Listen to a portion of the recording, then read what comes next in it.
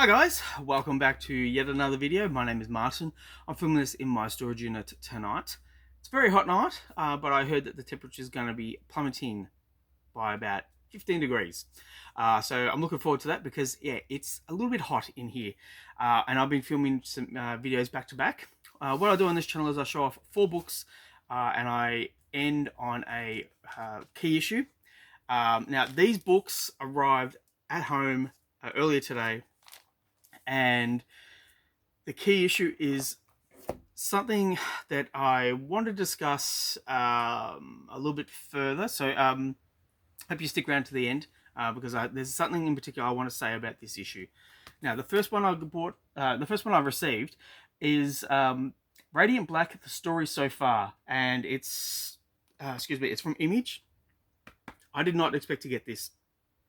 I ordered 2 books from a seller by the name of Josh. I think it was Josh.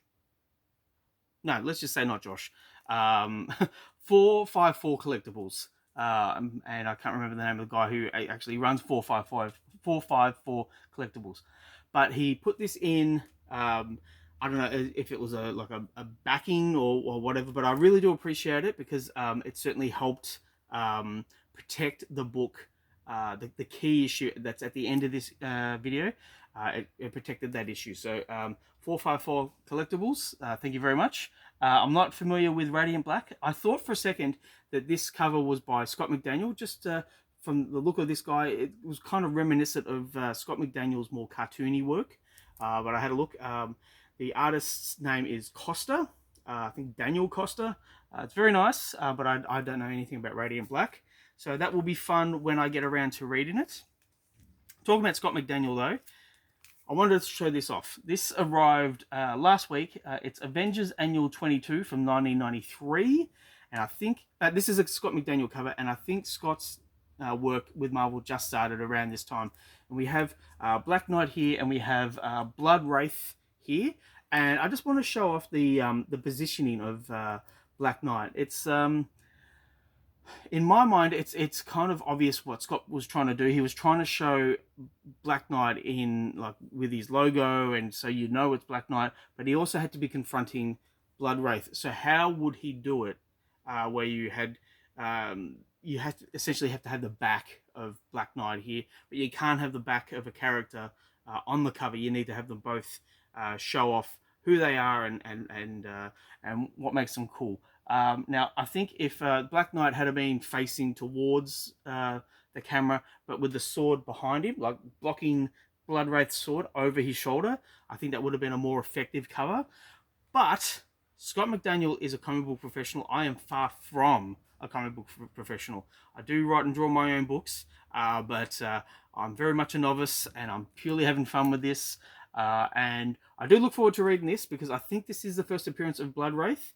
It's not a spec buy or anything like that. I just wanted to read it. It was a cheap buy, and I thought, yep, let's go, let's have a look. And again, it's a Scott McDaniel cover. I do like Scott McDaniel's artwork, so yeah, it was a buy.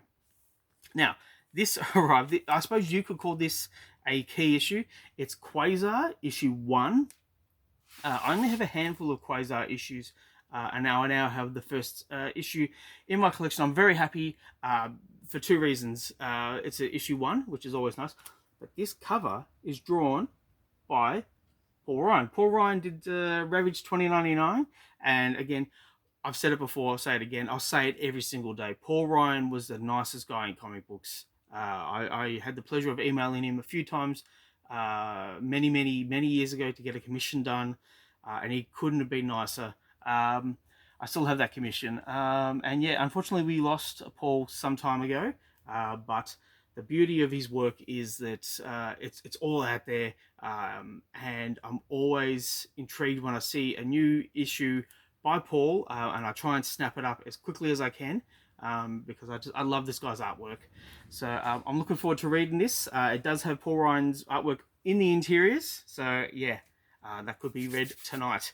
Now, the key issue that I want to show off, and okay, so I'll show it to you.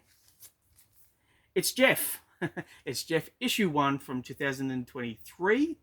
And the reason why I wanted to show this off is because my daughter, my 11-year-old daughter, is huge on Jeff. She loves sharks at the moment. Sharks are her thing. She's yeah, all these animals that she loved throughout her life. She's now on sharks. She thinks they're cute, and Jeff, the land shark, is the cutest of them all.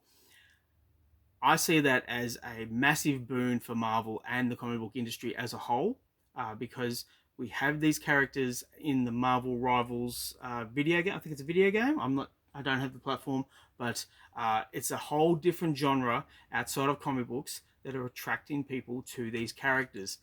And my daughter, as I said, she loves it. And I tried to get West Coast Avengers issue 7 in an auction, and it went for $130 Australian. And it was a little bit more expensive than I was prepared to pay. I have to say, though, I bid $120 and I was outbid by $10 in the last minute. It's okay. It's not an issue that I was really looking for. I purely wanted to get it to have it as the first appearance, but this came up like a week or two later. It's a variant cover with Namor on there, but I bid on it. I won. I told my daughter, she was very excited, and then it arrived today, and yeah, big squeals. Oh, it's Jeff! Oh, he's so cute.